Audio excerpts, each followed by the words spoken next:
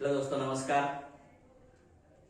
Indian polity में हम आगे बढ़ते हैं और आज का टॉपिक है भारत का उपराष्ट्रपति यानी the vice president of India. देखिए, इस टॉपिक के तहत में अभी तक जितने क्वेश्चन पूछा गया है मैं उसका सिलसिलेवार रूप से बाद में क्वेश्चन आंसर कराऊंगा, लेकिन फिलहाल हम लोग इस टॉपिक को देखते हैं और इससे जितना भी क्वेश्चन हो सकता है मैं कोशिश करूंगा कि सारे को कवर किया जाए। चलिए, इससे बहुत ज्यादा क्वेश्चन तो आता नहीं है, फिर भी जितना भी हो सके हम लोग कवर करेंगे यहां पर। तो इसी सिलसिलेवार को आगे बढ़ाते हुए मैं चलता हूं भारत का उपराष्ट्रपति की तरफ और पहला इसमें अनुच्छेद है वो है आर्टिकल 63। देखिए, इसमें कहता है कि भारत का एक उपराष्ट्रपति होगा, यानी भारत में एक वाइस प्रेसिडेंट के रूप में कार्यभार पद ग्रहण करेंगे। देखिए, इसके बारे में डिटेल से यहाँ देखेंगे हम लोग और कोशिश मेरी हर समय इस बात की रहेगा यहाँ पर कि जितना भी हो सके विशेष रूप से आप तक पहुंचाया जाए। बशर्ते मैं आपसे इतना ही कहूंगा कि आप लोग सहयोग करें और आगे बढ़ने की मुझे प्रोत्साहित भी करते रहे आप लोग। कोई बात नहीं, आगे बढ़ते हैं।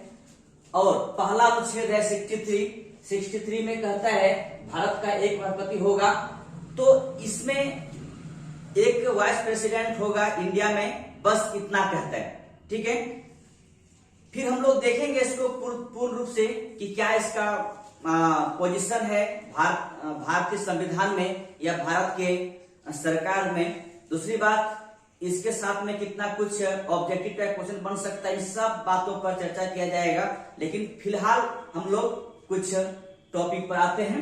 तो दूसरी बात ये कहता है कि राज्यसभा का पदेन सभापति यानी एक्स ऑफिस चेयरमैन होता है। कौन होता है? उपराष्ट्रपति होता है, यानी वाइस प्रेसिडेंट। ठीक है। दूसरी बात इसमें फिर कहता है कि अपने पदावधि के दौरान कोई लाभ का पद, ऑफिस ऑफ प्रॉफिट ग्रहण नहीं करेंगे। कहने का मतलब ये हुआ कि जब ये अपने पद पे तैनात रहेंगे, पद पे बैठेंगे, पद को धारण किए हुए रहेंगे, उस समय एक ही पद मात्र रहेगा, वो रहेगा इनके पास उपराष्ट्रपति का पद रहेगा और कोई भी पद, लाभ का पद धारण नहीं करेंगे। ठीक है, ये आपके पास आर्टिकल दिया हुआ है 64 के तहत में। कहता है कि पदेन सभापति यानी राज्यसभा का राज्यसभा सभापति के रूप में, चेयरमैन के रूप में रहेंगे, यानी जो उपराष्ट्रपति बनेंगे वो राज्यसभा का सभापति होंगे। ठीक है, संविधान का यही कहता है। दूसरा कहता है कि अपने जब पद धारण करेंगे उस समय किसी प्रकार का कोई लाभ का पद यानी ऑफिस ऑफ प्रॉफिट ये उस तरह कोई पद धारण नहीं करेंगे। ठीक है, अनुच्छेद 64 के तहत में। ठीक है, तो हमारे देश में राज्यसभा का सभापति का चुनाव नहीं होता है, ध्यान रखिएगा, किसी पर चुनाव नहीं होता है, क्योंकि जो उपराष्ट्रपति बनेंगे वही राज्यसभा का सभापति होंगे। यानी हमारा संविधान ये कहता है कि उपराष्ट्रपति राज्यसभा का सभापति होता है। और एक बात ध्यान रखिए, यहाँ पर उपराष्ट्रपति का कार्य अगर आप देखेंगे तो यही काम है कि राज्यसभा का सभापतित्व करना, और दूसरा काम जहां तक नजर आता है ये है कि अगर मेरा राष्ट्रपति किसी प्रकार से पद त्याग दे या पद से हटा दिया जाए या दिवालियापन हो जाए या किसी तरह पागलपन हो जाए, उस समय उपराष्ट्रपति राष्ट्रपति के पद ग्रहण करेंगे। ठीक है, इतना सा काम दिखाई पड़ता है जो आपको सामने से दिखाई पड़ रहा है। फिर बात की बात है, ठीक है, लोग देखेंगे इस चीज को भी। तो दूसरी और अगला देखिए, यहां पर लिखा हुआ है कि हमारे देश का उपराष्ट्रपति जो पद है ये कहां से लिया गया है? अमेरिका के संविधान से लिया गया। ध्यान रखिएगा, ये पद वाइस प्रेसिडेंट का पद जो है वो कहां से लिया गया है? अमेरिका से लिया गया है। ध्यान रख, अमेरिका संविधान से लिया गया है। लेकिन ध्यान रखिएगा, अमेरिका का उपराष्ट्रपति उसका एक अलग महत्व है, पद है वहां पर। हमारे यहाँ का पद या महत्व अलग, दोनों का जो कार्य है वो समान नहीं है। ध्यान रखिए, दोनों कार्य समान नहीं है, थोड़ा सा अंतर है। ठीक है, इसके बाद इस पद का महत्व क्या है?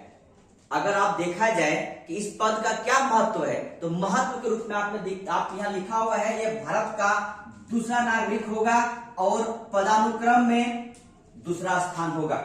यानी कहने का मतलब है कि आपको बताया गया था इस बात को लेकर कि प्रथम नागरिक हमारे राष्ट्रपति होते हैं।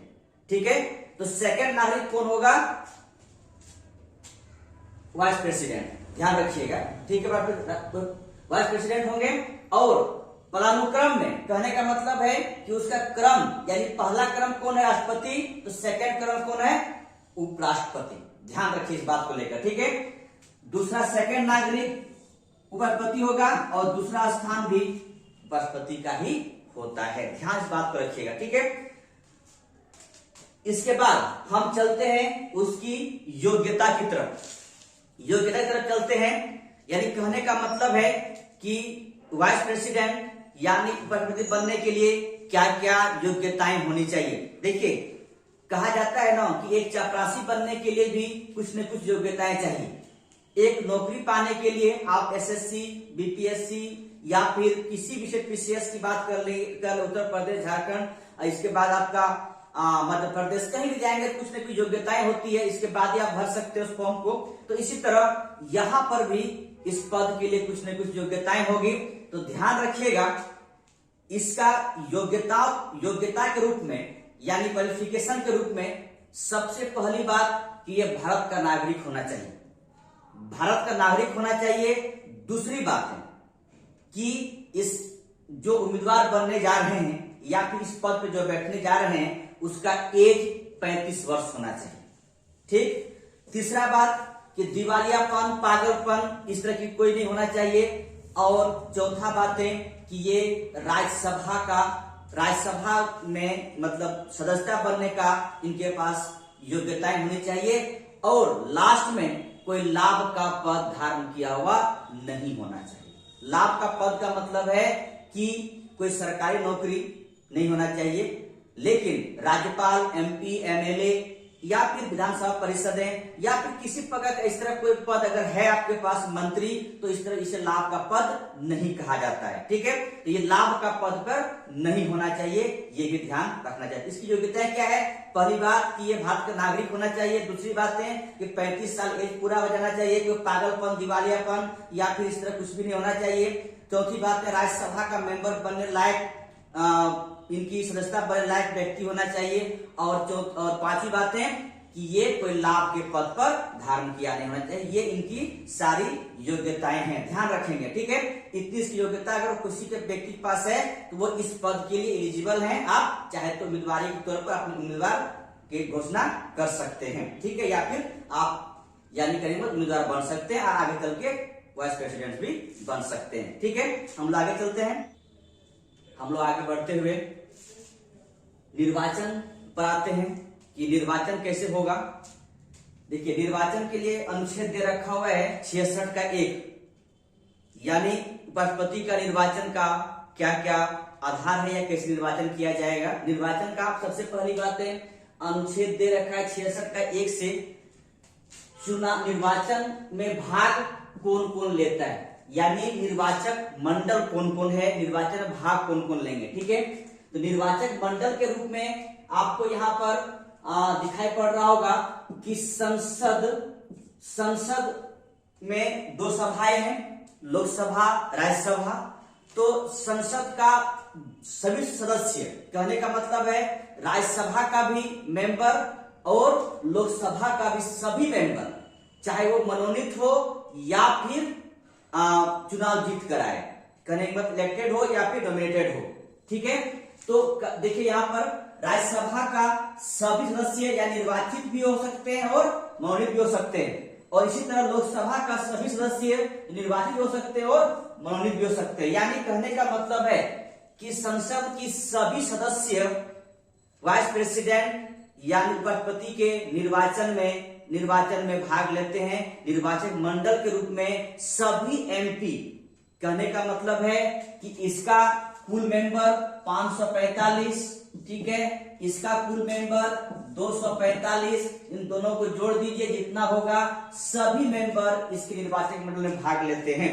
ठीक है, हम लोग आगे बढ़ते हैं और आगे बढ़ते हुए एक चीज ध्यान आप लोग रखेंगे अच्छी तरह से कि विधानसभा और विधान परिषद, यानी विधानसभा, राज्यों में विधानसभा जो होती है, विधानसभाएं और विधान परिषदें कि कोई भी सदस्य भाग नहीं लेता है, जबकि राष्ट्रपति में भाग लेते हैं विधानसभा के सदस्य। ठीक है, लेकिन यहां पर भाग नहीं लेने वाले हैं। ठीक है, राष्ट्रपति के चुनाव में विधानसभा या विधान परिषद के कोई मेंबर भाग नहीं लेते हैं। एक बात आप लोग ध्यान रखेंगे, जब मेरा संविधान लिखा गया था, संविधान, मूल संविधान में क्या प्रावधान थे, देखिए यहां पर लिखा हुआ है, कोशिश करेंगे देखने के लिए। ये लिखा हुआ ये चीज थी वहां पर कि संसद की दोनों सदनों को संयुक्त बैठक बुलाकर, ठीक है, उसका चुनाव किया जाता था। यानी किसका? राष्ट्रपति का चुनाव संसद की दोनों सदनों का संयुक्त बैठक बुलाकर चुनाव होता था। लेकिन 11वें संविधान संशोधन अधिनियम 1961 के द्वारा ये प्रक्रिया को हटा दिया गया है। ठीक है, तो आप इतना समझेंगे, मूल संविधान में जो वाइस प्रेसिडेंट यानी राष्ट्रपति का चुनाव का प्रक्रिया था, वो था संसद के दोनों सदनों की संयुक्त बैठक द्वारा होता था। लेकिन 11वें संविधान संशोधन अधिनियम 1961 के द्वारा ये प्रक्रिया को हटा दिया गया है। ठीक है, मैं आगे चलता हूं और आगे में ये है कि चुनाव की प्रक्रिया क्या है। चुनाव प्रक्रिया पे अगर हम करने का मतलब हम लोग आगे बढ़ते हैं तो इस पर आपको दिखाई पड़ेगा कि चुनाव की प्रक्रिया में जो व्यक्ति नामांकन करने जा रहे हैं, कहने मतलब जो उम्मीदवार के तौर पर नामांकन करने जा रहे हैं, अपनी उम्मीदवारी का पर्चा भरने जा रहे हैं, अगर ऐसा कोई व्यक्ति इस पद के लिए, तो सबसे पहली बातें यहाँ पर दो शर्त है। पहला शर्त है कि 20 प्रस्तावक और 20 अनुमोदक होना चाहिए। यानी कहने का मतलब उसके फेवरेबल जो व्यक्ति होंगे उसके साथ में 20 प्रस्ताव, यानी उम्मीदवार की जो प्रस्ताव करेंगे वो 20 आदमी होंगे और उस प्रस्ताव पर 20 आदमी अनुमोदन करेंगे। और वो व्यक्ति कौन होगा? जो इसे वोट करेंगे वो व्यक्ति होना चाहिए 20-20-40। दूसरी बात है कि एक दूसरी शर्त इसका है कि जमा राशि के तौर पर 15,000 आपको आरबीआई के पास जमा करना होगा। मैं आप लोगों को बता चुका हूं कि जमानत राशि क्या होता है। ठीक है, जमानत राशि का मतलब ये होता है कि एक मतलब अमाउंट जमा करना पड़ता है। ठीक है, और ये अमाउंट निर्वाचन आयोग द्वारा तय करते हैं, इतना जमा करना पड़ेगा। निर्वाचन आयोग कहाँ जमा करना है? आरबीआई के पास जमा करना है। ठीक है, आरबीआई के पास जमा करना है कि आपको इतना रुपया जमा करना है। राष्ट्रपति का अपना अलग है, उपराष्ट्रपति का अलग है, एमपी एमएलए का अलग है, मुखिया का चुनाव का अलग है, पंचायत लेवल के चुनाव का अलग है, करे मतलब जिला परिषद के चुनाव का अपना अलग जमा राशि है। सबकी जमा राशि होती है, तो उन जमा राशि को जमा करना पड़ता है जहां पर आप पर्चा दाखिल करने जा रहे हैं, वहां पर ऑफिसर्स के पास या फिर आरबीआई के पास जमा करना है। ठीक है, तो आरबीआई के पास तो यहाँ पर ये आरबीआई के पास जमा करते हैं और ये 15,000 रुपया जमा करना है। ठीक है, देखिए ये राशि आपको प्राप्त हो जाएगा, जो उम्मीदवार है हारने के बाद उसे मिल जाएगा, यदि कुल वैध मतों का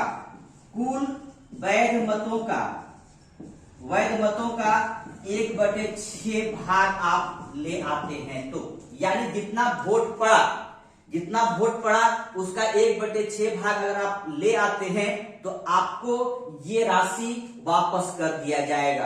अगर 1/6 भाग नहीं ला पाते हैं तो इसका मतलब है कि आपका राशि वहीं पर जब्त करके रख लिया जाएगा। ठीक है, तो ये आप इतना समझिएगा कि जमा राशि के तौर पर इस पद के लिए 15,000 जमा करना पड़ेगा आरबीआई के पास, और अगर 1/6 भाग आप वैध मतों का ले आते हैं, जितना वोटिंग हुआ उस वोटिंग का 1/6 भाग आप ले आते हैं, तो आपको ये राशि वापस कर दिया जाएगा। ठीक है, हम लोग आगे बढ़ते हैं। और चुनाव की प्रोसेस, यानी कहने का मतलब इसकी वोटिंग कैसा होता है, किस आधार पे होता है, प्रक्रिया क्या है, उसके तरफ आगे बढ़ते हैं।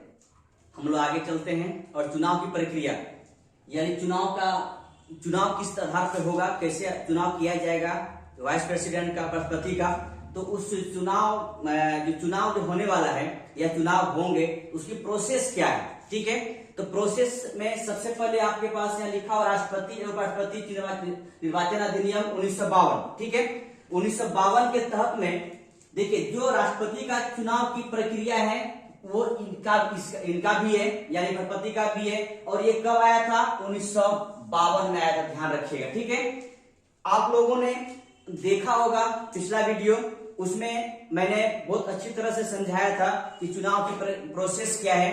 आप चाहे तो प्लेलिस्ट में जाकर राष्ट्रपति चुनाव प्रोसेस आप देख सकते हैं, और उसके बाद वहां पर समझना है।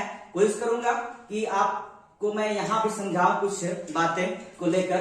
तो सबसे पहली बात है कि ये चुनाव होता है वो अप्रत्यक्ष चुनाव प्रणाली द्वारा होता है, अप्रत्यक्ष चुनाव होता है। दूसरी बात है ये चुनाव गुप्त मतदान के द्वारा होता है। और सबसे इंपॉर्टेंट जो बातें हैं वो है अनुपातिक प्रतिनिधित्व प्रणाली के अंतर्गत एकल संक्रमणीय मत पद्धति द्वारा होता है। अनुपातिक प्रतिनिधित्व प्रणाली के अंतर्गत एकल संक्रमणीय मत पद्धति द्वारा होता है।